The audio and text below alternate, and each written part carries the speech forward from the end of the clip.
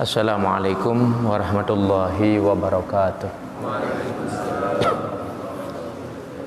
Fatah bita'alim ta'alim al-ifadah wal-istifadah wal-naf'a wal-intifa' liniatin salihah wa ala muslafna sallallahu hadrat Nabi Muhammadin sallallahu alaihi wasallam wa ala alihi wa uladihi wa azwajihi hadratu ahli baiti jami' ikhwanihi minal anbiya'i wal mursalin wal awliya wa syuhada'i wa sahabati wa tabi'in wal ulama'il amilin wa ila jami'il musannifin thumma khususan Syekhina al-Habib Taufiq bin Abdul Qadir Muslim Ja'far Syekh Musika Ibarakatil Habsin Barakatil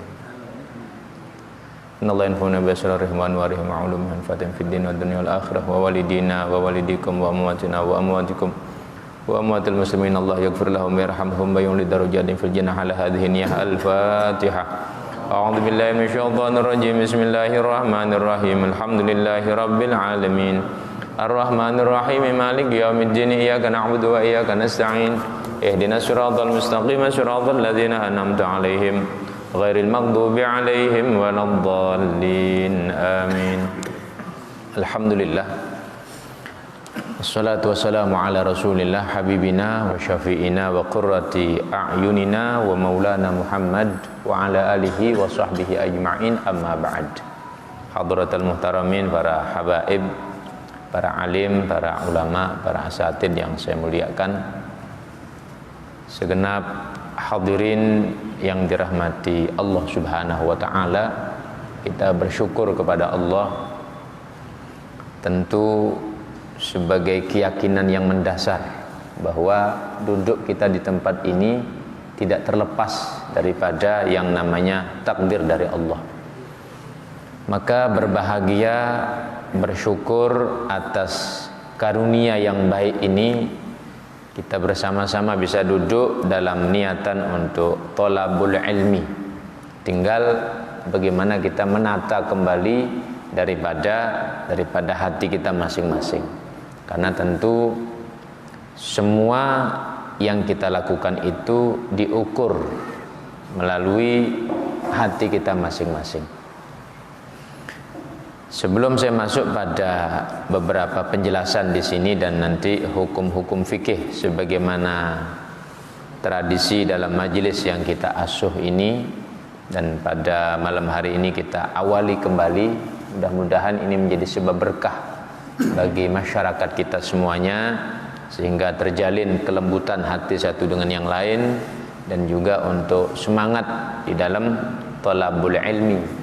Tapi dengan satu catatan, bahwa apabila kita mendapatkan satu nasihat, apabila kita mendapatkan satu peringatan ataupun keutamaan yang kita rasa untuk pribadi kita, maka janganlah menolak jika dirasa itu menyinggung perasaan kita atau bahkan mengabaikan. Karena agama ini seperti air hujan,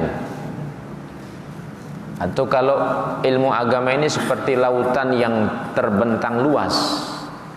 Orang yang masuk ke dalam air lautan tersebut itu beragam keadaannya. Orang yang sakit, luka, masuk ke air laut, ya perih.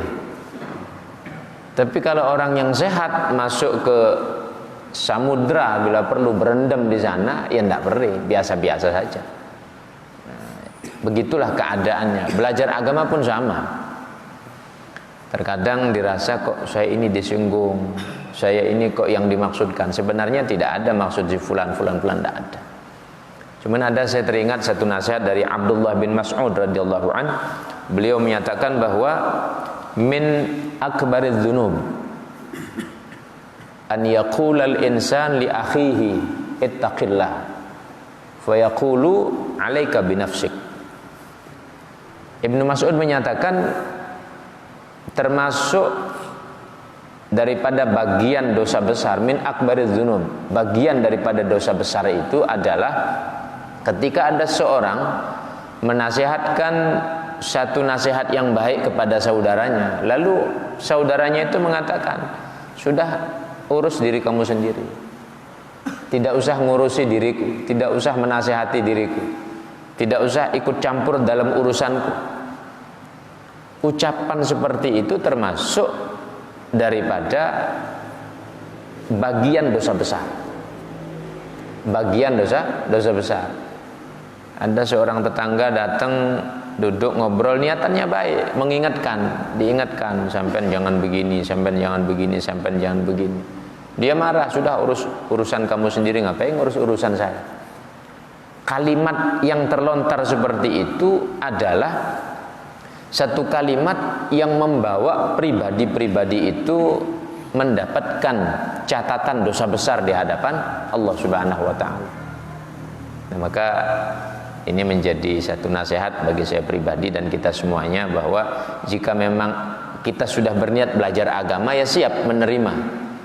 Ini kok sepertinya agak kenceng, agak pahit dirasa, ya sudah siap saja menerima ya. Nah, mudah-mudahan niatan yang ikhlas akan menjadikan manfaat ilmu bagi kita semuanya. Qala al-musannif rahimahullah wa nafa'ana bihi wa bi'ulumi fid dharain amin. Fi adabil muta'allim fi durusihi wa ma ya'tamiduhu ma'a syekh war rafaqah. Bab yang saya bahas di sini adalah menjelaskan adab muta'allim, pelajar. Adab sebagai murid.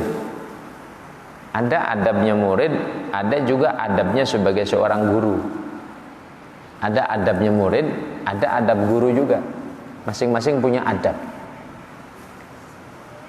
Adab seorang pelajar di dalam dia menimba ilmu, dan bagaimana sandaran dia terhadap syekhnya, dan bagaimana sikapnya dia terhadap teman-temannya. Ini bab yang akan kita bahas.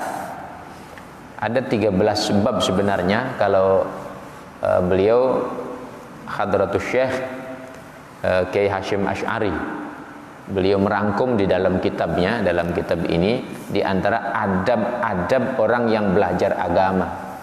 Saya menggunakan kitab ini yang pertama tabarrukan kepada pendiri Nahdlatul Ulama sebagai pembawa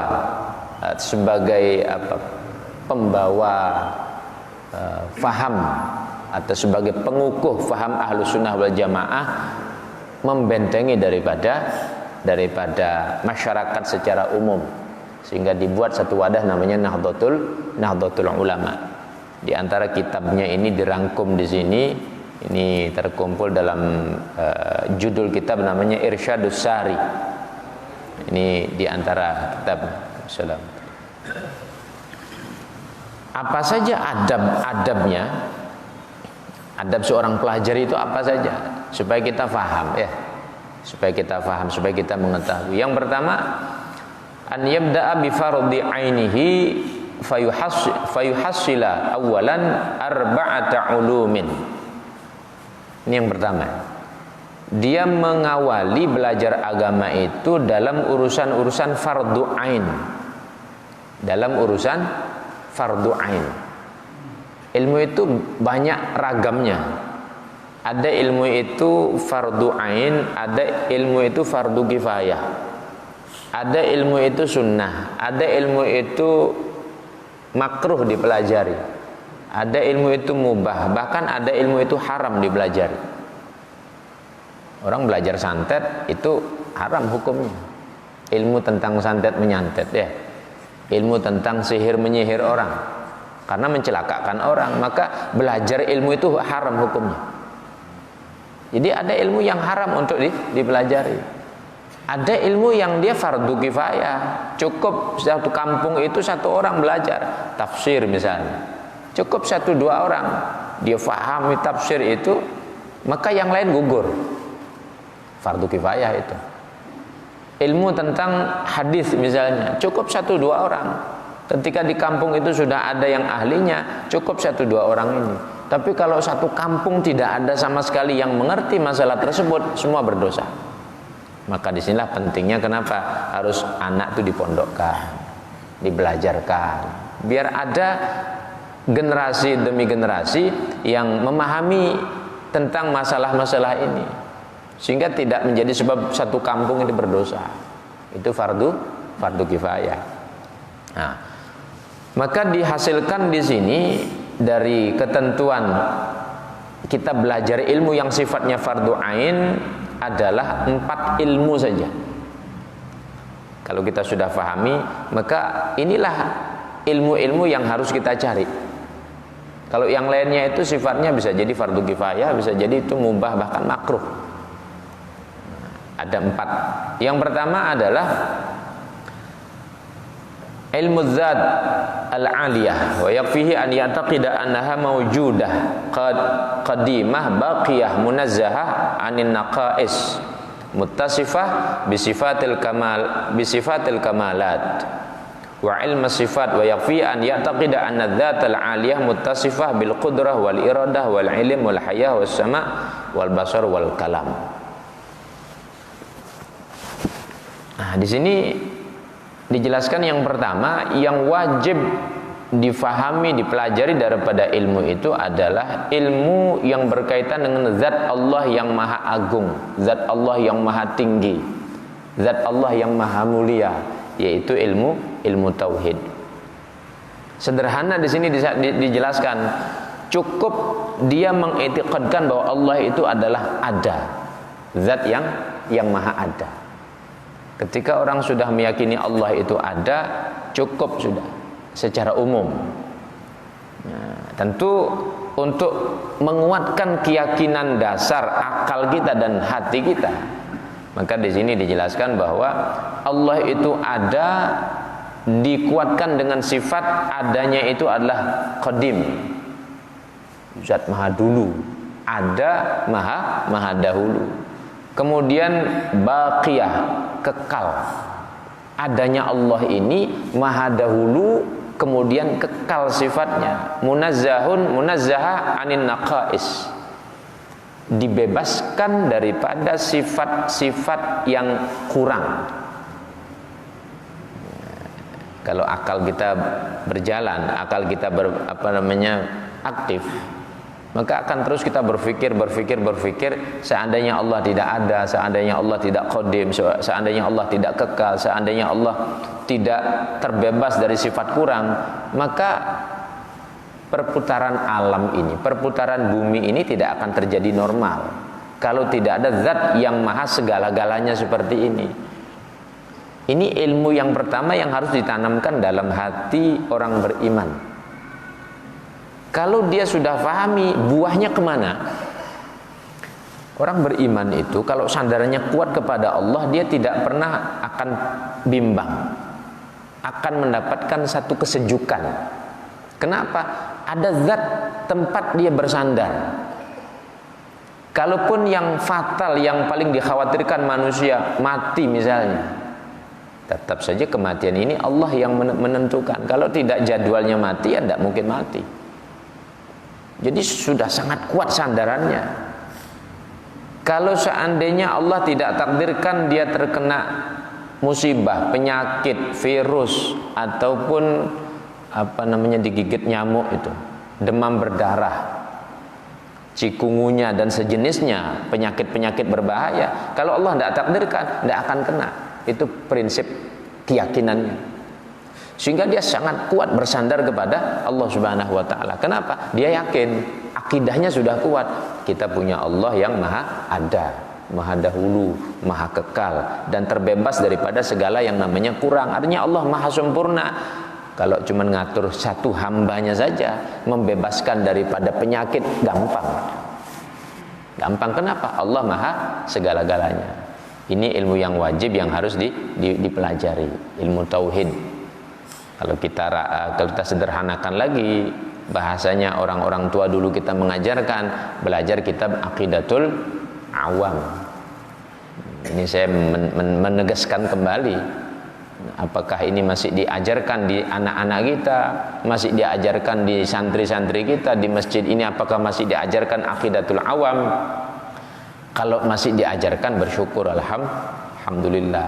Ini pondasi akidah Ahlussunnah wal Jamaah. Pondasinya di sini. Nah, kalau guru-guru sudah tidak mengajarkan, perlu berpikir ulang kurikulum yang diterapkan.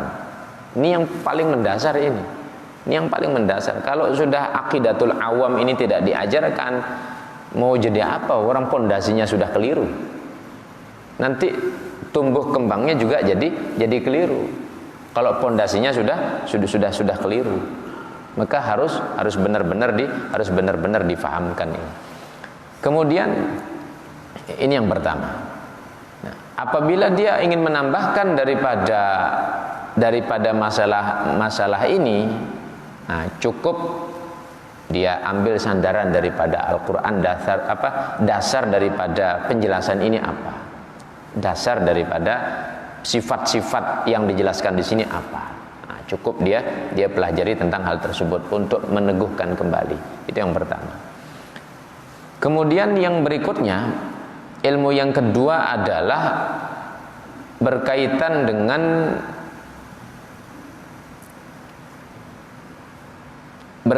dengan ilmu fikih. Ilmu yang kedua adalah ilmu fikih. Nah, ini fikih ini juga penting. Fikih pun di sini dijelaskan bahwa tentang thaharah, salat, puasa, cukup sudah. Dan ini semua berkaitan nanti ya. Thaharah dengan salat tentu sangat berkaitan semuanya. Nah, jadi bagaimana hukumnya bersuci, caranya bersuci dan yang terkait di dalamnya. Ini juga sudah kita bahas dari awal. Sementara bab fikihnya saya lupa nanti sampai di mana, tolong diingatkan ya. Kemudian yang berikutnya adalah ilmul ahwal wal maqamat, ilmu tentang keadaan diri kita, tingkah laku kita, kedudukan kita di hadapan Allah Subhanahu wa taala, introspeksi diri, lebih kepada tasawuf. Bagaimana kita introspeksi diri, sudah seberapa jauh ibadah kita. Kita dikasih umur sudah banyak, panjang lebar sudah Allah kasih nikmatnya. Sudah begitu luas Allah kasih nikmatnya. Nah, selama nikmat ini Allah berikan, sudah seberapa banyak kita maksimalkan untuk taat kepada Allah. Ini lebih pada ilmu introspeksi diri, karena Nabi menyatakan al-qais mandana nafsahu wa amila lima ba'dal maut. Orang cerdas itu adalah orang yang dia introspeksi dirinya. Introspeksi diri. Kemudian setelah itu dia berpikir, apa yang harus saya perbuat untuk bekal besok saya kalau dikubur. Sederhana itu saja. Kalau kita sudah ingat kubur, maka yang dibutuhkan itu adalah amal yang dapat mendampingi besok kalau kita di alam kubur. Itu saja sebenarnya. Jadi tidak akan berpikir ilmu macam-macam lagi sudah. Bekal di kubur dia itu apa besok? Kalau sekarang ini duduk ini besok bisa menjadi teman di kubur, ya yang ikhlas, mari tata niat, ya Allah saya belajar di sini duduk, mudah-mudahan Engkau ridha bisa jadi teman di kubur amalan ini. Ya sederhana begitu saja. Kalau kita belajar ilmu, kita tangkap ini ilmu kok manfaat, ya manfaat ini, ya coba besok coba kita niatkan, mudah-mudahan manfaat ilmu ini kemudian saya terapkan, besok bisa menjadi teman apabila sudah masuk ke kubur. Ya sederhana seperti itu saja sebenarnya. Nah, ini termasuk adab yang pertama. Kemudian adab yang kedua, an yatba'a fardhu ainihi bi ta'allumi kitabillahil ajiz. Hendaknya dia mengikutkan fardu ain tadi, yang sifatnya fardu ain tadi, dengan belajar pondasi melalui Al-Quran, belajar dasar-dasar daripada Al-Quran. Jadi perkara-perkara yang wajib tadi, untuk ini tugas daripada seorang pelajar, menguatkan. Kan terkadang kalau dikasih bahasa umum begini, orang berpikir atau orang mengatakan, saya sudah sering dengar yang begitu-begitu, saya sudah sering dengar nasihat-nasihat seperti itu.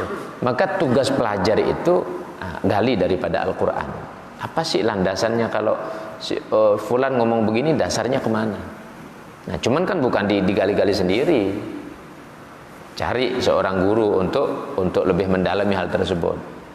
Nah, kalau untuk generasi muda ya sudah mondok kan begitu ya.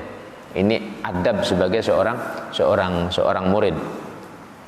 Kemudian yang ketiga termasuk juga an yahdhara fi ibtidai amrihi minal ishtighal fil ikhtilaf bainal ulama wa bainan nas.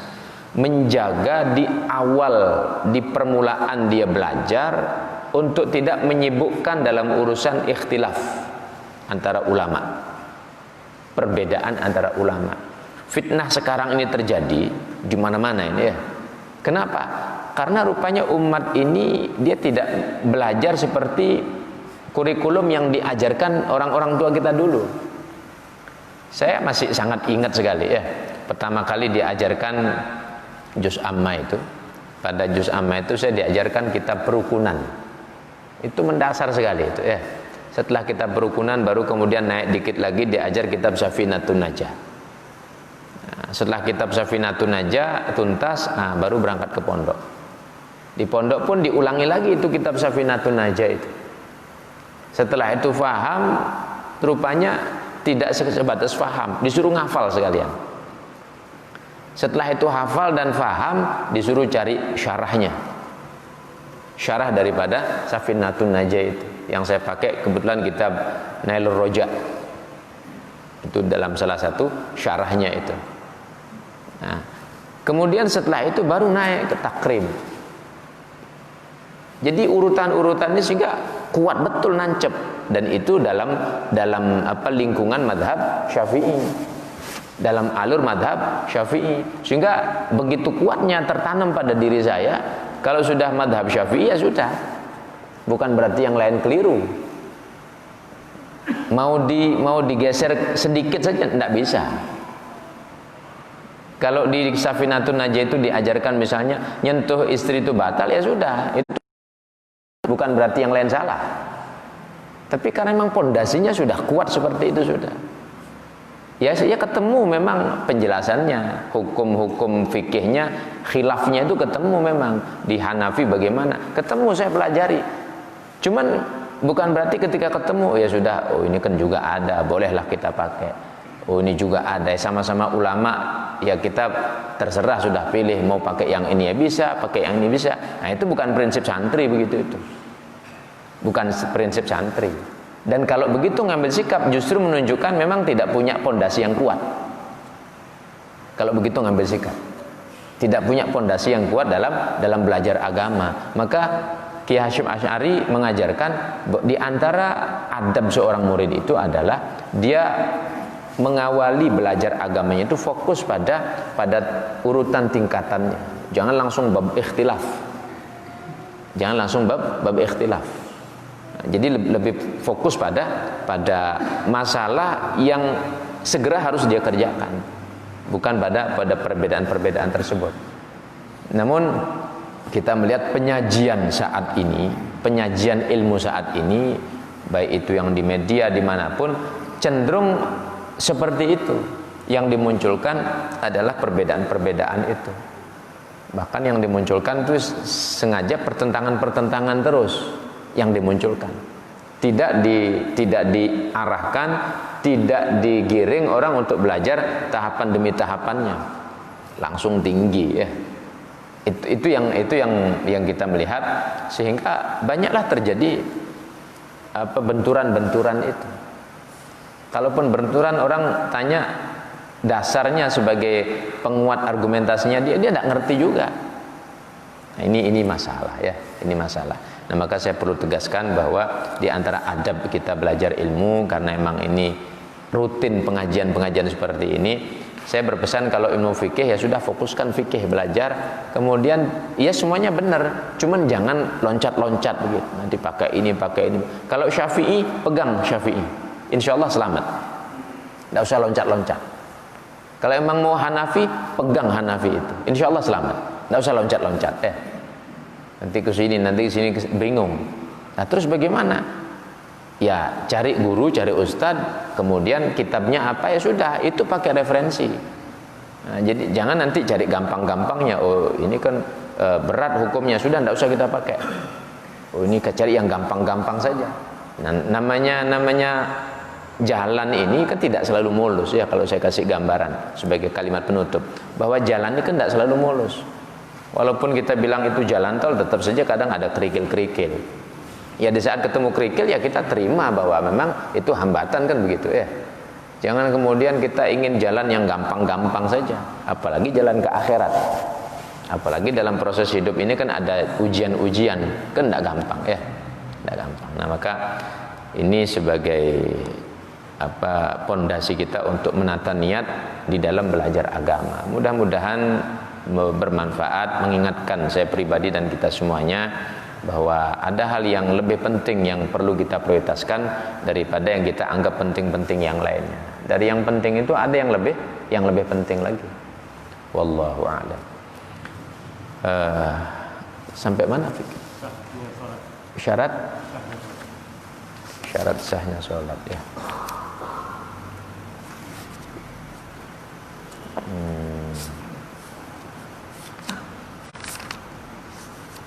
Syarat sahnya sholat. Sebentar. Sebelumnya apa babnya itu? Sebelumnya itu syarat wajib sholat itu, bukan? Sebelum syarat sah itu. Syarat wajibnya sholat. Oh iya. Sudah tuntas itu. Sudah. Berarti sekarang syarat sahnya sholat. Ya.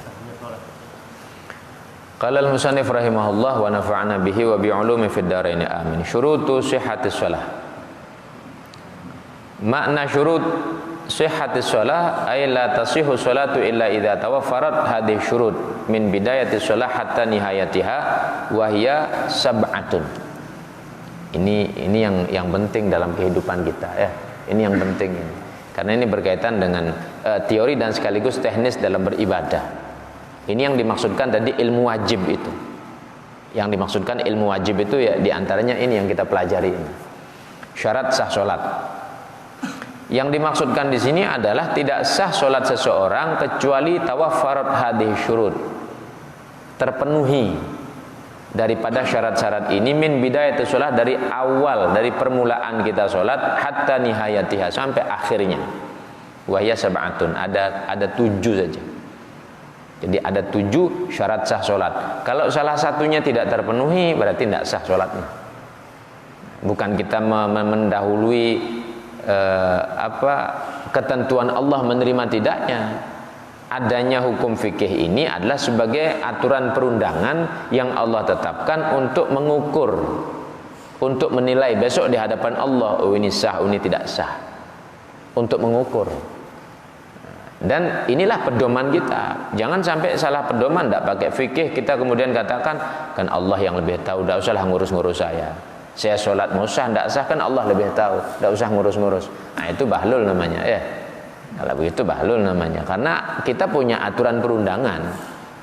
Hukum fikih inilah aturan perundangan dalam kehidupan kita beribadah kepada Allah Subhanahu wa taala. Yang pertama adalah dukhulul waqti. Ay la tasihhu sholatu illa ba'da dukhulil waqti yaqinan aw dhannan bil ijtihad. Masuknya waktu sholat. Maka tidak sah sholat seseorang kecuali harus pasti sudah masuk waktu sholat secara yakin atau secara prasangka, tapi harus dibarengi dengan ijtihad, mencari informasi ini sudah masuk atau belum. Ini yang pertama. Kemudian di dalam ketentuan mencari waktu sholat ini adalah yang pertama wujudu mukhbirin an ilmin.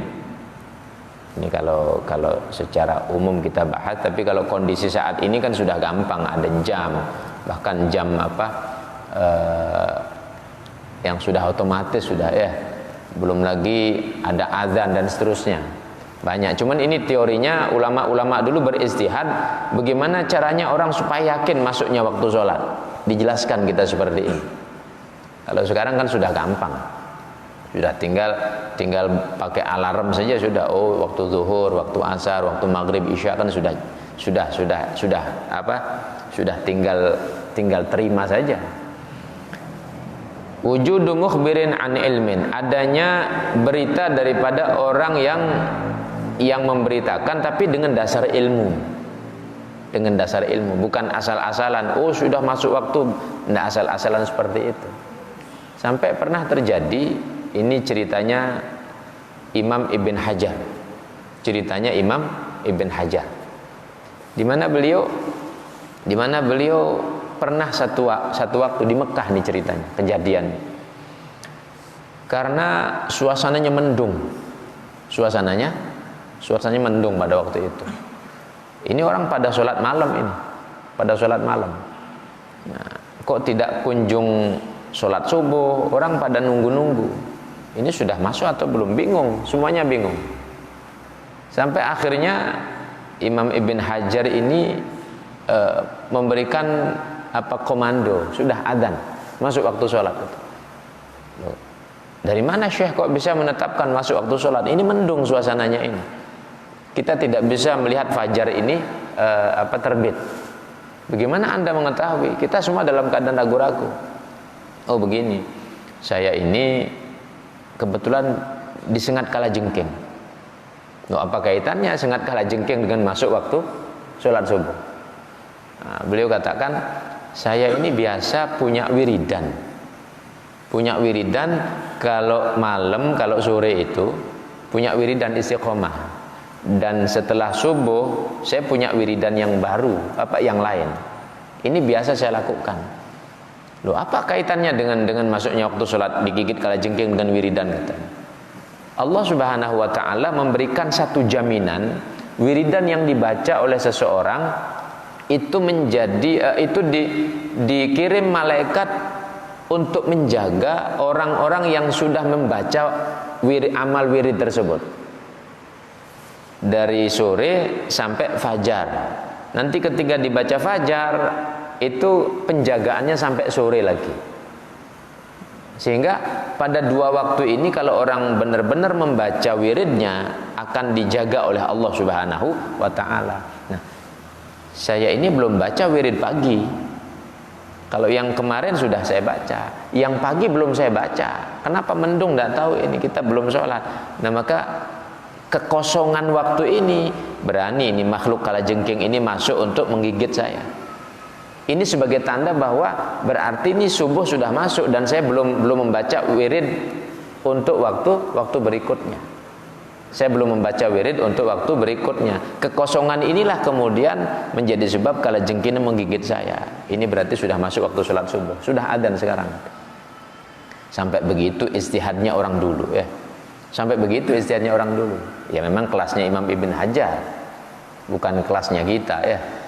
Kalau kelasnya kita mungkin gigit kalajengking yang memang tidak pernah wiridan. Ya kalajengking berani gigit ya. Nah, ada lagi kelasnya Syekh Abdul Qadir Jailani. Jangankan gigit kalajengking, lalat mencelok saja tidak berani. Lalat mau mencelok itu tidak berani. Mau hinggap di tubuhnya beliau itu tidak berani. Sampai seperti itu ya, penjagaan Allah terhadap beliau. Sampai seperti itu. Nah, baik. Kemudian as-sa'atul mujarrabah awil muadzin thiqah fil ghaib.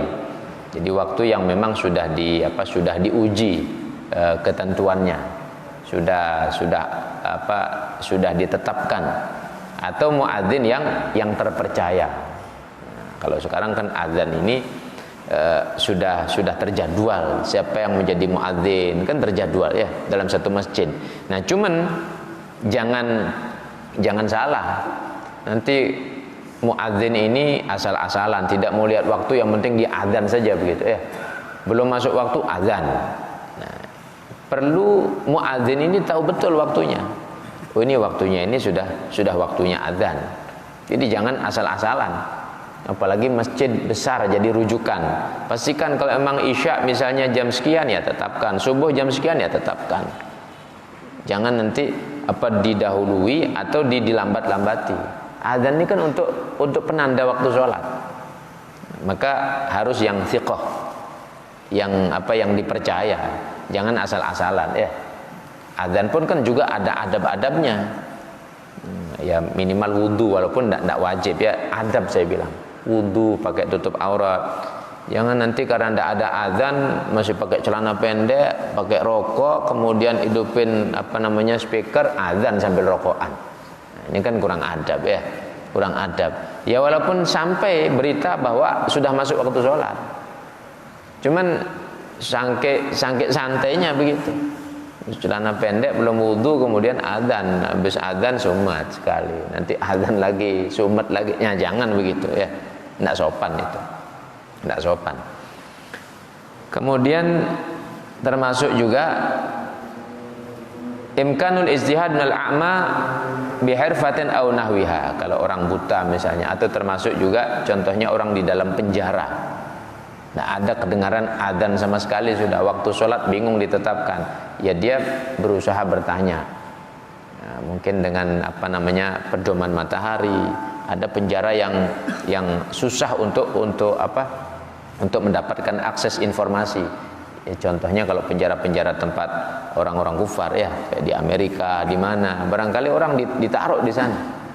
Untuk menetapkan waktu sholat dia bingung. Nah, ini perlu untuk ijtihad, tanya minimal peredaran matahari misalnya. Lau hajama 'ala shalah biduni ijtihadin fi dukhulil waqti fama hukmu sholati. Seandainya orang mengerjakan sholat tanpa ada ijtihad masuk atau belum waktu sholat, dia sholat saja begitu, bagaimana hukumnya? La tasihhu sholatu, tidak sah sholatnya. Dia sholat tapi tidak ada usaha bertanya. Dalam keadaan dia bingung, tidak tahu, dia tidak ada usaha bertanya. Wa in waqa'at fil waqt, walaupun itu jatuh pada waktu yang benar, tidak sah sholatnya. Ya.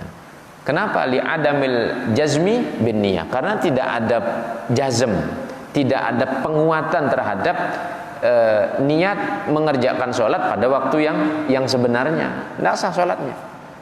Jadi harus cari informasi dulu, pastikan dulu ya. Itu diantara ketentuannya. Lau shalla ba'dal ijtihad, seandainya dia sholat setelah ada usaha, summa tabayyana anna kharijul waqt, lalu tampak jelas bahwa ternyata dia di luar waktunya. Apakah di luar waktunya itu sebelum masuk waktu atau di luar waktunya setelah masuk waktu sholat, sudah lewat maksudnya. Nah, bagaimana hukumnya? Di sini ada tafsil. Idza waqa'at qabla dukhulil waqt, kalau ternyata dia sudah melakukan sebelum masuk waktunya sholat, fatakunu qadha'an in kanat alaihi faitah, maka sholat yang dilakukan itu menjadi qadha kalau dia punya sholat yang ditinggalkan. Ada share-sharean di WhatsApp, di Facebook saya lihat itu, bahwa sholat kafaroh. Dikiranya sholat kafaroh ini akan melebur semua sholat. Itu biasanya dilakukan pada akhir daripada bulan Ramadan, Jumat terakhir bulan Ramadan, sholat kafaroh. Dianggapnya bahwa sholat itu akan menggugurkan semua sholat yang pernah dia tinggalkan. Tidak begitu keadaannya. Yang dimaksudkan sholat kafaroh, para ulama dari kalangan habaib utama, mereka mengerjakan tentu bukan karena mereka tidak sholat sebelum-sebelumnya lalu cukup dengan zuhur, asar, maghrib, isya, subuh diqadha semuanya beres. Tentu bukan seperti itu.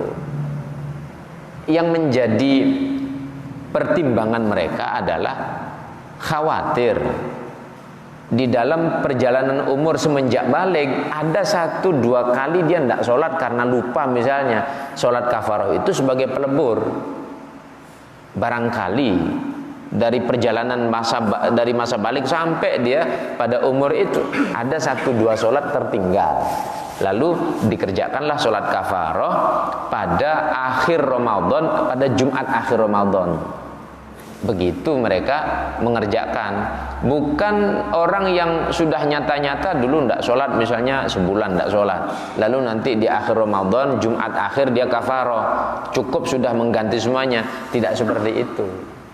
Kalau sudah jelas tidak sholat seminggu, ya ganti seminggu, kan begitu ya. Kalau sudah jelas sebulan tidak sholat, ya ganti sebulan, kan begitu ketentuannya. Bukan main kafarohan kemudian satu sholat kemudian menjadi pelebur semua, bukan. Termasuk fidyah juga. Kalau orang meninggal dunia itu ada dianggap cukup 1 kintal, cukup satu kintal beras, fidyah pengganti sholat yang pernah ditinggalkan. Kalau memang jelas dia banyak ninggalkan sholat, tidak cukup fidyah 1 kintal itu. 2 tahun dia tidak sholat.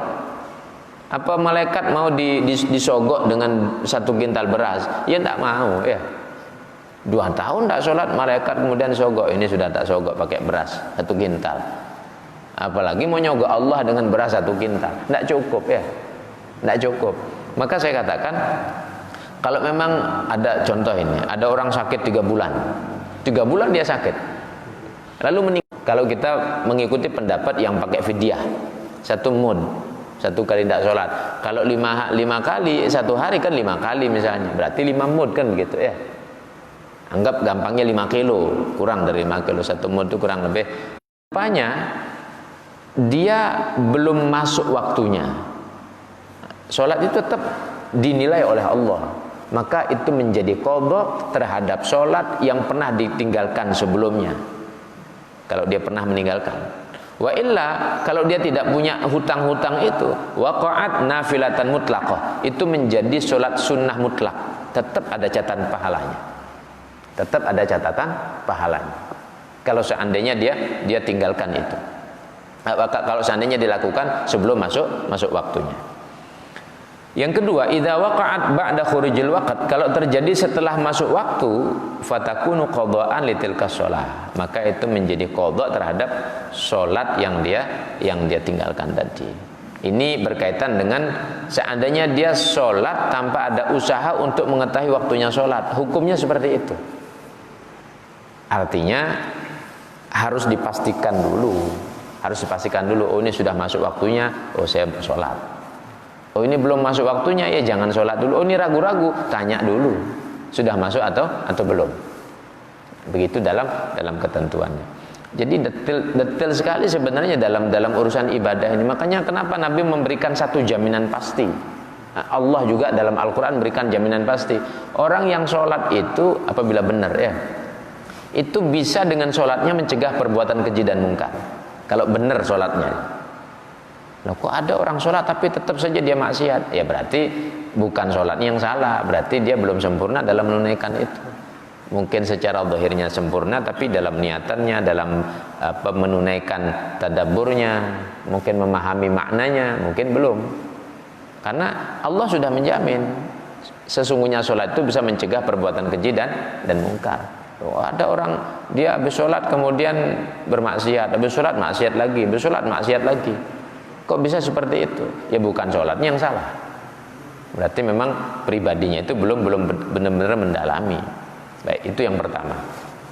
Satu lagi. Ini ada 7, nanti tolong diingatkan ya. Ini yang kedua saya sampaikan, istiqbalul qiblah, menghadap kiblat. Menghadap kiblat. Kalimatnya sederhana, menghadap kiblat. Syarat sah salat yang kedua menghadap kiblat. Nah, cuman apakah orang semau-maunya seperti yang sudah lewat ya? Dan ini juga menjadi sebab permasalahan di ketakmiran, terkadang di kepengurusan. Pengurus satu tidak terima, yang satunya protes begini, satunya maunya miring, yang satunya lurus, kan begitu ya? Karena dia berargumentasi dengan mendasarkan argumentasinya dengan ketentuan menghadap kiblat. Sudah sebatas itu saja. Menghadap kiblat. Dia tidak pelajari perincian menghadap kiblat itu bagaimana sebenarnya ditetapkan. Bagaimana ketetapan menghadap kiblat itu? Apakah bebas orang mau semau-maunya? Ini imamnya lurus, makmumnya miring-miring. Oh, saya maunya miring begitu. Apakah sah sholatnya? Nah itu nanti terkait itu. Apakah dia bisa? Oh ini kan maunya saya, keyakinan saya begini. Imamnya lurus. Apakah sah sholatnya yang seperti itu? Berjamaahnya itu. Makmumnya pasti tidak sah itu. Makmumnya pasti tidak sah kalau seperti itu. Nah, baik. Yajibu istiqbalu ainul qiblah inda Syafi'iyah. Wajib menghadap ainul qiblah. Apa? Ainul qiblah. Secara pasti menghadap bendanya Ka'bah itu ya. Menghadap bendanya Ka'bah itu menurut ulama-ulama Syafi'i. Nah, wala yakfi istiqbalul jihah faqat, tidak cukup arah saja, tidak cukup. Tidak cukup arah saja. Nah, ini apabila dia itu berada di depan Ka'bah. Berada di depan Ka'bah. Nah, tetapi apabila dia tidak berhadapan langsung, tidak melihat langsung Ka'bah tersebut, kiblat yang kita jadikan rujukan kiblat itu, atau bahasanya dhannan, prasangka, ada penghalang atau jauh antara kita dengan Ka'bah seperti sekarang, jaraknya begitu jauh, tidak bisa kita bahkan pakai map pun itu tidak akurat, Bagaimana? Maka di sini cukup kita mengarah saja, prasangka, tapi prasangka didasarkan dengan keilmuan, cukup mengarah saja, tidak harus persis. Maka kalau orang sini misalnya mengatakan ini kiblatnya kok tidak pas, ini yang benar miring begini, nah kemudian satu lagi bilang, oh enggak, ini agak miring sedikit saja, oh yang satunya agak mencong misalnya, nah, mana yang kemudian dipegang? Tidak bisa dijadikan pegangan. Dalam mazhab Syafi'i sederhana, yang penting mengarah. Sebelum itu ada usaha. Oh kalau kita pakai kompas, oh sedikit mengarah ke sini, sedikit mengarah ke ke kanan misalnya. Ya cukup sudah, itu pedomannya. Tidak persis itu tidak harus, karena tidak mungkin juga dipersiskan. Ini supaya tidak bimbang dalam kita bersikap. Cuma nanti dalam aturan berjamaah tentu terkait dengan keputusan kesepakatan bersama antar pengurus, cuman bukan main usul-usulan, kesepakatan yang didasarkan ilmu tentunya. Nah, dari pengurus ini minta saran kepada yang berilmu. Bukan keputusan musyawarah antar pengurus bebas begitu saja, bukan. Musyawarah tapi didasarkan dengan ilmunya. Baru kemudian diputuskan. Bukan karena senang-senangan atau menang-menangan, bukan. Kalau ternyata yang salah yang menang, akhirnya kan salah terus jadinya, ya. Jadi bukan menang-menangan, tanya sama yang memang membidangi secara keilmuan terhadap masalah ini. Nah, jadi kalau Jawa bilang unggah-ungguhnya itu ada, ya. Unggah-ungguhnya itu ada. Kemudian satu lagi, kaifiyatu istiqbal qiblah lil musalli, tata cara menghadap kiblat bagi orang-orang yang sholat. Bagaimana tata caranya menghadap kiblat itu? Ini sering juga sudah disinggung, ya. Sering sudah disinggung. Idza kana qa'iman aw qa'idan fa bis-sadri. Kalau dia posisinya sholat berdiri atau duduk seperti model begini ini. Duduk begini atau berdiri. Fa bis-sadri, maka yang dijadikan barometer menghadap kiblat itu adalah dadanya. Ya. Dadanya yang dipakai barometer. Kalau dia berdiri atau duduk seperti saya ini, ya. Dadanya dipakai. Idza kana muttaji'an, nah kalau duduk itu terserah semampunya, tapi urutan kesunahannya yang pertama duduk duduk iftirash. Ya, pertama. Enggak mampu seperti duduk iftirash itu, ya duduk tahiyat awal tuh, ya. Paham sih maksudnya, ya? Iftirash itu, ya. Duduk tahiyat awal atau duduk antara dua sujud kita pakai iftirash. Nah, pakai cara itu dulu. Kalau misalnya begitu tidak bisa, cara begini ya begini, duduk begini. Cara duduk seperti ini, bersila begini. Tidak bisa begini, bisanya dengan duduk tahiyat akhir, tawarruk, ya tidak apa-apa dengan tawarruk. Nah, jadi sebisanya. Oh bisanya duduk di atas kursi, ya tidak apa-apa di atas kursi. Di atas kursi. Ketika dia duduk atau berdiri, maka yang dijadikan barometer dadanya ini. Kepalanya lurus ke kiblat, tapi dadanya miring. Misalnya begini, dadanya miring begini, ya. Nah, kepalanya lurus, tidak sah. Yang dipakai ukuran ini dadanya ini. Nah, jadi dada yang pakai ukuran, ya. Nah, apabila muttaji itu berbaring miring, muttaji. Fabil wajhi was sadri, maka wajah dan dada. Wajah dan dada. Ini beberapa kali di mushola lain, masjid yang lain saya sudah praktekkan. Tidak tahu di sini sudah pernah praktek belum? Belum, ya. Coba biar lebih jelas. Pak Burhan, tidak apa langsung, ya.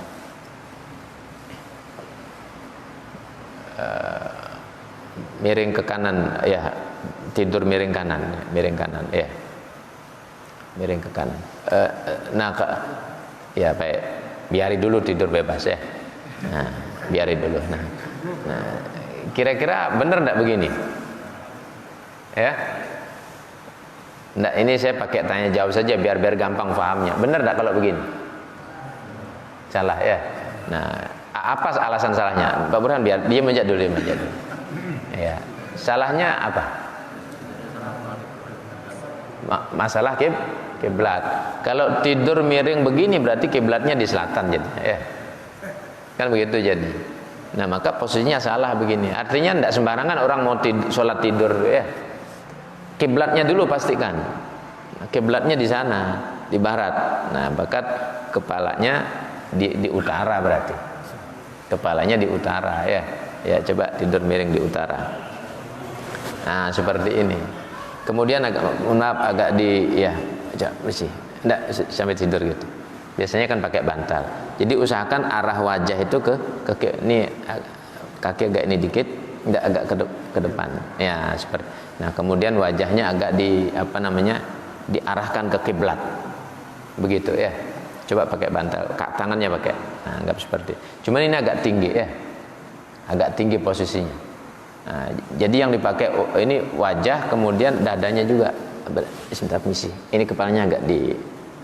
Nah, permisi saya pegang ya. Yeah. Nah, jadi kepalanya ke sini, permisi. Nah, ini dadanya juga menghadap kiblat, kemudian wajah menghadap kiblat juga. Begitu ya. Seperti itu posisinya. Ini pakai bantal dia. Pakai bantal di sini. Itu posisi kalau menghadap kiblat, posisi tidur miring. Miring kanan. Kalau miring kiri sama juga begitu. Yang jelas wajah sama dada. Ini yang dipakai ukuran untuk menghadap kiblat. Nah, baik. Sudah paham ya? Paham. Wa idza kana mustalqiyan, kalau dia tidurnya terlentang, fa bi akhmasai qadamaihi wa wajhihi. Kalau tidur terlentang, maka dengan telapak tangannya, kakinya dan wajahnya. Telapak kaki yang dipakai arah. Jadi artinya kakinya tidak boleh miring. Coba sekali lagi, ya. Ya, berarti kepalanya di sana, ya, di timur. Enggak terlentang. Nah, terlentang ya, terlentang. Nah, ini kakinya ini kira-kira benar enggak ini kakinya? Kalau memang arah kiblatnya agak miring, benar posisinya. Tapi kalau memang lurus, harus lurus dia. Kakinya ini lurus, telapak kakinya. Permisi. Ini telapak kaki. Nah, ini harus di ini dia. Nah, harus seperti ini posisinya. Kemudian tuh wajah diangkat. Nah, pakai bantal ya.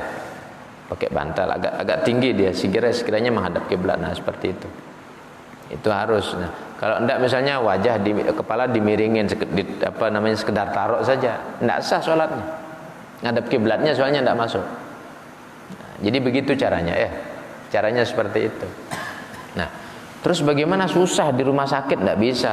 Lah kalau memang tidak bisa ngadep kiblat, selama tidak bisa ngadep kiblat berarti sholatnya itu tidak sah. Terus bagaimana caranya? Ya sholat sekedar lihurmatil waktu saja. Karena kamarnya kelas biasa, jadi tidak mungkin kita mau geser-geser ranjangnya, tidak mungkin kita mau atur-atur ya. Ya sudah, kadang misalnya ranjang ngadep ke sana, barat timur, kemudian kita harus sholat miring, bisa jadi kita sholatnya ngadep ke sana jadinya, tidak bisa digeser-geser sudah, karena mungkin sudah begitu keadaan sakit kita. Ya sudah, sholatnya tidak sah. Tapi kemudian bagaimana solusinya? Tetap dikerjakan dalam keadaan tidak terpenuhi syarat ini dengan niatan sholat lihurmatil wakti. Dengan niatan sholat lihurmatil wakti. Terus kalau sudah selesai, sudah sembuh, itu sholat yang dikerjakan dalam keadaan tidak terpenuhi syaratnya diulangi sholatnya. Nah, jadi orang tidak sah sholatnya bukan karena dia bawa najis saja, bukan karena dia berhadas saja. Salah ngadep kiblat, sholatnya tidak sah. Ini untuk perkara dasarnya, ini hukum dasarnya. Belum lagi nanti kalau sholat misalnya Jumat tidak sempurna, tidak 40, bisa juga itu menjadi pertimbangan tidak sah. Misalnya tanpa ada uzur dan sebagainya, dia mengerjakan dengan salah satu syarat Jumatnya tidak terpenuhi, bisa jadi tidak sah. Nah, cuman untuk dasar hukumnya, syaratnya seperti yang saya jelaskan ini. Maka kalau ini tidak terpenuhi berarti sholatnya tidak sah. Nah, saya kira demikian. Mudah-mudahan ini bermanfaat dan mudah-mudahan sedikit yang kita sampaikan ini menjadi tambahan ilmu bagi semuanya. Sebelum saya akhiri supaya nanti tidak berlama-lama ya. Mungkin kita tanya jawab aja dulu ya. Saya buka waktu tanya jawab mungkin beberapa 5 menit ke depan. Mungkin ada yang mau bertanya. Waalaikumsalam. Keterangan masalah sholat merendam di air laut sekian, tapi berdiri terus, rukuk berdiri, sujud berdiri. Iya. Boleh itu Pak Ustaz? Tapi pakai celana. Orang pakai celana. Ke pinggir jauh, jalannya ke pinggir. Baju sholat ya, akhirnya di tengah. Pakai baju sholat apa enggak?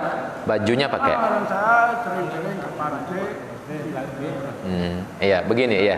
Iya sudah untuk penjelasan semuanya. Pakai baju. Oh, pakai baju, ya. Baik. Pas celana pakai yang bersih, baju yang bersih gitu.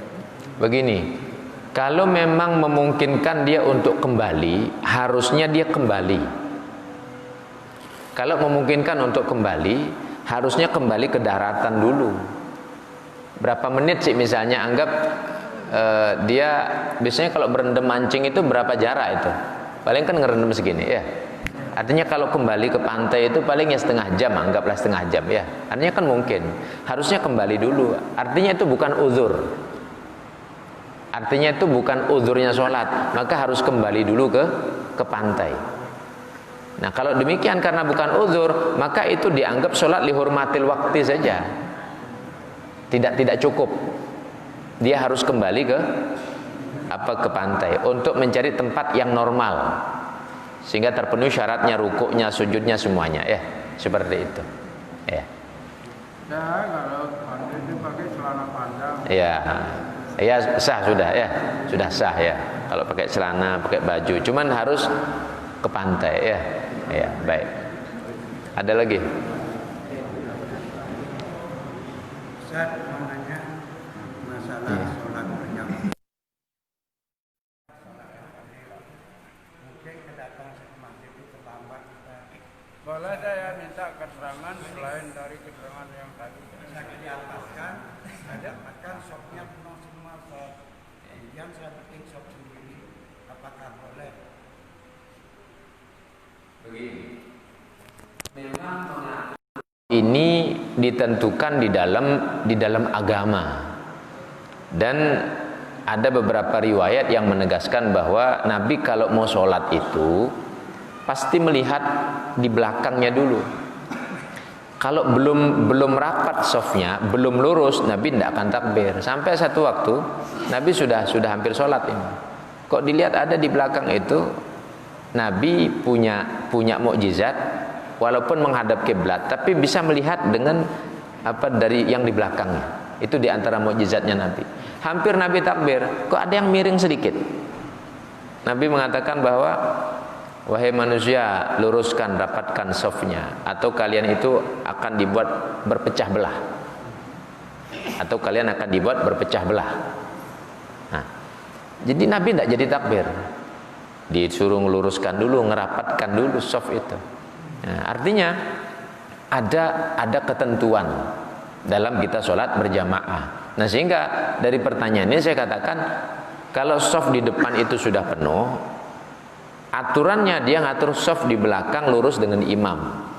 Di sini penuh sof. Nah, terus kemudian takbir dia, Allah sholli fardhul maghribi misalnya, makmuman la ta'ala Allahu akbar. Senggol yang di depannya. Takbir dulu, Allahu akbar, senggol yang di depannya. Isyarah bahwa di belakang ada teman sendirian. Yang mengerti mundur. Begitu caranya ya. Jangan datang nanti orang teplak begitu, Allahu akbar. Kalau orang kaget, tidak sah sholatnya. Kalau maksudnya berdosa dia. Kalau dia kaget maka dia berdosa. Kan harus yang ngerti. Nah, makanya begini, teori ini, hukum ini ya memang disampaikan apa adanya. Nah, sekarang di masyarakat seberapa pemahaman ilmunya. Memang kalau saya menjelaskan ini tidak memaksakan orang harus bisa melakukan, karena memang pemahaman masyarakat ini kan ada tingkatan masing-masing. Ada yang sudah mengerti, dengan dia mengerti, oh ada yang nyentuh saya belakang, mundur dia. Ada yang tidak mengerti, walaupun ditarik pun tetap saja dia begini, tidak mau dia mundur. Bila perlu nanti habis sholat dia marah kan gitu, karena tidak ngerti masalahnya. Nah, jadi tingkatan keilmuan seseorang, tingkat keilmuan seseorang. Maka caranya kalau datang lurus dengan imam, di belakang persis takbir dulu, Allahu sholli, makmuman la ta'ala Allahu akbar, senggol yang di depan. Ya, sentuh saja begitu ya. Kalau orang ngerti mundur dia. Kalau tidak ngerti ya sudah, tidak usah dipaksa-paksa. Nanti ditarik-tarik tetap saja dia, tidak usah dipaksa ya. Nah, jadi berarti tidak ngerti berarti. Jadi seperti itu ya. Nah, seperti itu. Nah, terus bagaimana kalau misalnya kadang sendiri hukumnya makruh, tapi kemakruhan yang memang sudah ada ikhtiar untuk kita mengkondisikan, ya kemakruhan itu ada dua kemungkinan. Allah tidak suka itu. Yang kedua, fadilah berjamaah untuk bagian itu tidak dapat pahala, tidak dapat pahala. Jadi untuk kita ceritanya kan berjamaah dapat fadilah berjamaah, tapi sengaja kita renggangin misalnya ya, itu tidak dapat bagian itu. Sehingga ceritanya kita masuk kantor kerja supaya dapat bonus begitu ya. Cuman sampai di kantor karena memang di luar jadwalnya, di luar aturannya, tidak dapat bonus itu, tidak dapat bagian itu. Ya artinya sia-sia. Nah begitu ya. Nah maka semuanya dibutuhkan keilmuan.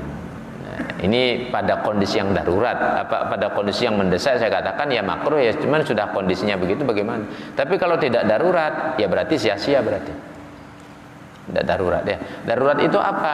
Darurat itu jika memang sesuatu akan terjadi jika hal tersebut dilakukan. Saya kasih gambaran gampang ini ya. Ini sebagai kalimat terakhir jawaban. Kita duduk begini bareng-bareng enak ya. Tapi pas sholat nanti renggang-renggang. Ini tidak masuk akal. Pas makan bareng prasmanan itu megibung ya. Nah, megibung enak sudah kumpul. Tapi pas sholat renggang-renggang itu. Urusan makan kita yakin berani gitu, tapi urusan sholat tidak berani. Nah, ini masalah ini ya. Ini masalah ini. Lagi makan enak kita berani kita kumpul-kumpul, bahkan ya sudah tidak jelas ini kan bakteri banyak ya gitu ya. Berani kita. Tapi urusan takbir Allahu akbar, Allah mengawasi kita menghadap pada Allah, kita berani renggang-renggang.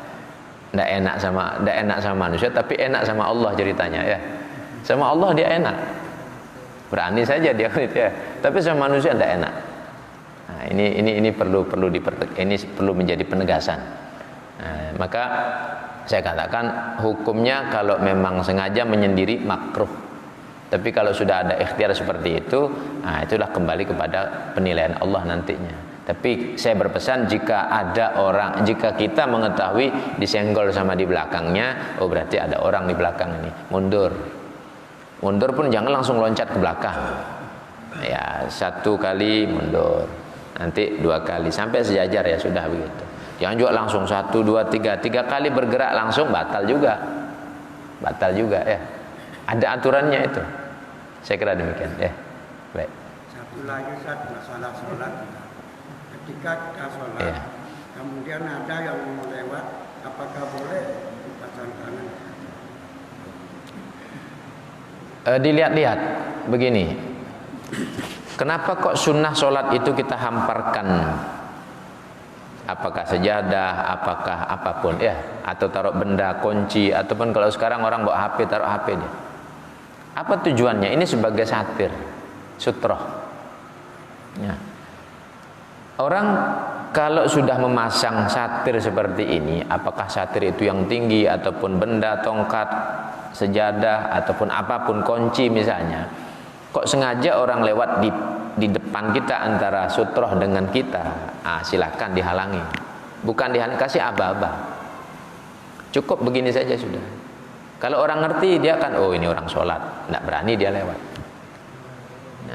Tapi kalau misalnya tidak ada satir kok dia lewat, ya bukan salahnya dia, salah kita tetap, salah kita ya. Nah, tapi kalau misalnya sudah dikasih satir tetap saja lewat, kita beginikan, nah itu namanya setan bisu. Namanya setan bisu. Sudah dikasih isyarat kok tetap saja dia lewat, setan bisu namanya. Lo kan orang, ya orang tapi setan bisu, begitu ya. Nah, kalau sudah dikasih satir kok tetap saja dilewati itu, kan begitu ya. Nah jadi harus ada satir. Sunnah menempatkan sesuatu untuk satir. Apakah itu benang, apapun ya, benda lah. Tidak ada apa cincin taruh di sana depan. Nah, jadi seperti itu ya, seperti itu. Ya, baik.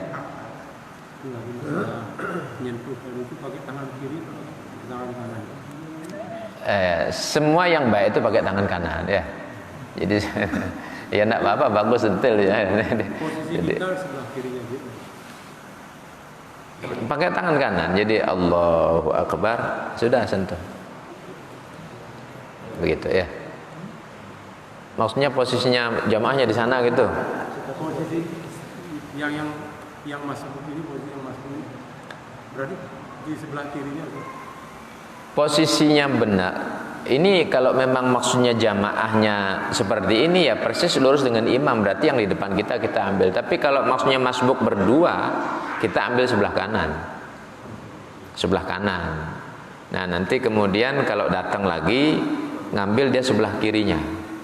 Nah, kemudian setelah posisi yang benar, di sini pemahaman ilmu lagi di apa namanya berperan. Bisa jadi imamnya dia maju, tinggal dia mepet. Bisa jadi dia mundur berdua. Begitu caranya. Hukumnya, teorinya begitu ya. Teori hukumnya begitu.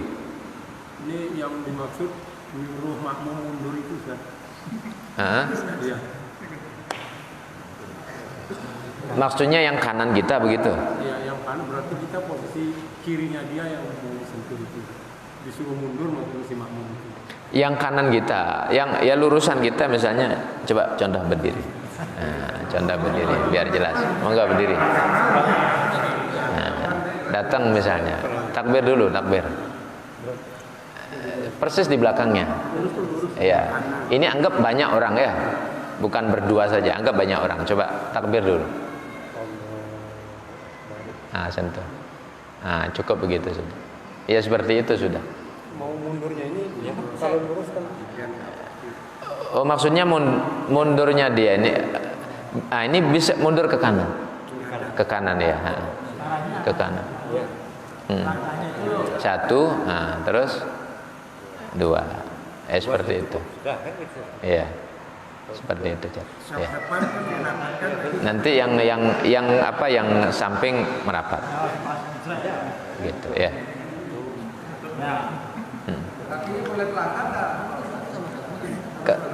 Memang harus terangkat dia. Oh, maksudnya geser-geser begitu. Oh ya, bukan harus ya. Ya boleh terangkat, boleh geser. Cuman kalau mengangkat ini jangan sampai tiga kali berurutan. Kalau 3 kali berurutan batal. Tapi kalau 10 kali misalnya, angkat 1, diem, angkat lagi 2, diem, angkat lagi 3, diem, angkat lagi 4 misalnya, 10 kali pun misalnya ini ya, itu enggak apa-apa. Begitu ya.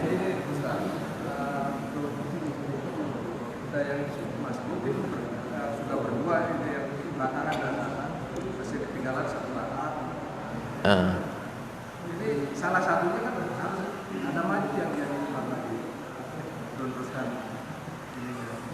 Begini, di dalam ketentuan kalau berdua masbuk, apakah berlaku hukum sunnah untuk satu maju mengimami? Tidak berlaku hukum seperti itu. Tapi boleh untuk menyempurnakan melanjutkan sholat secara berjamaah, boleh. Tapi tidak sunnah seperti itu. Karena dia sudah dapat fadilah berjamaah dengan yang di depan. Jadi sudah sempurnakan sendiri. Nah, saya mendengarkan beberapa penceramah itu ya, bahasanya harus. Nah, itu bukan harus.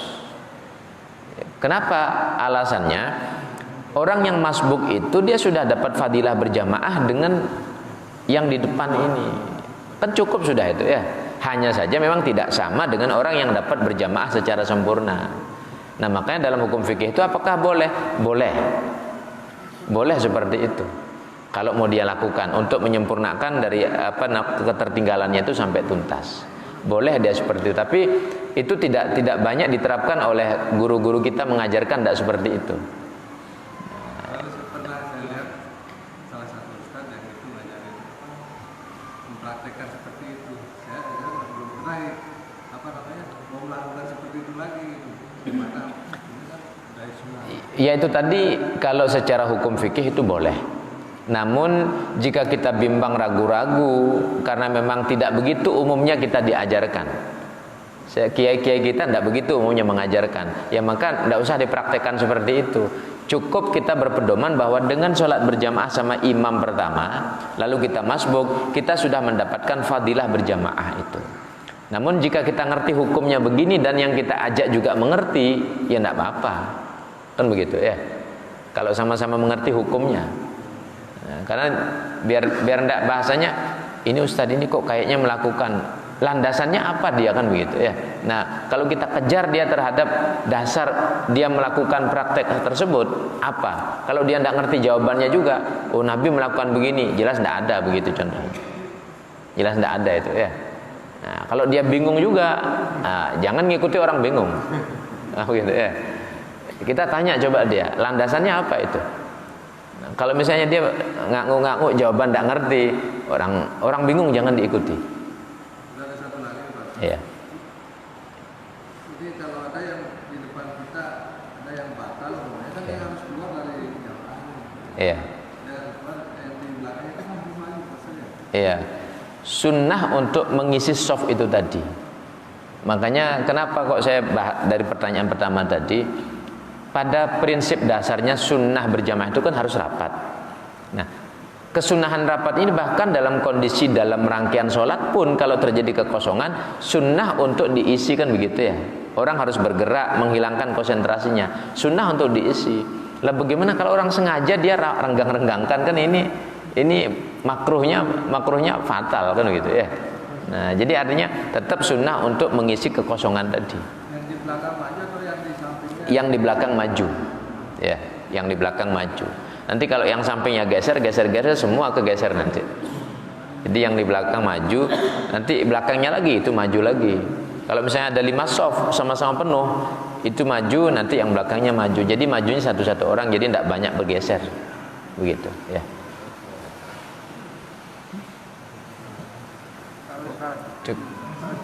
Saya minta keterangan masalah imam. Iya. Imamnya kentut, lalu yang di belakang imamnya itu langkah kakinya berapa kali dibakar? Maksimal 3 kali. Ya.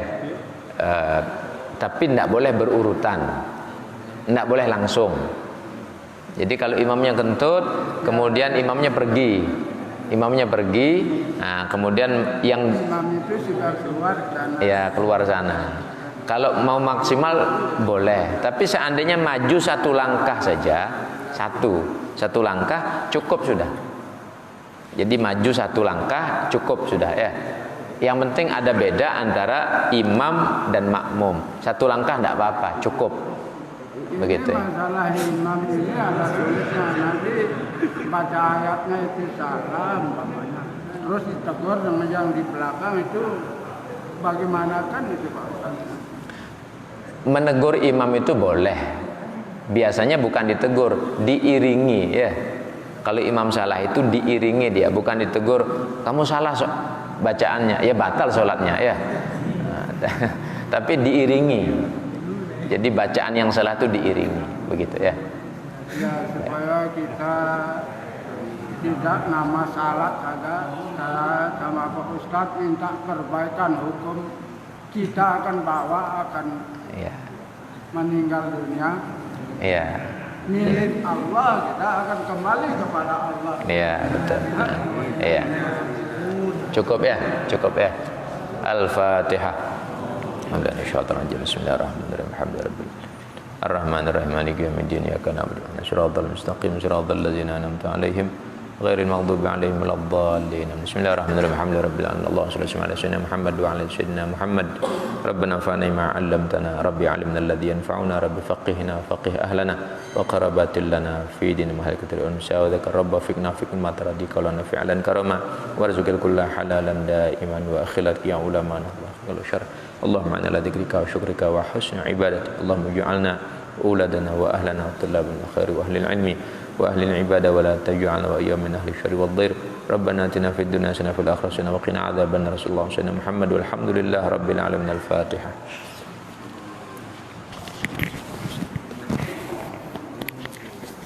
Assalamualaikum warahmatullahi wabarakatuh.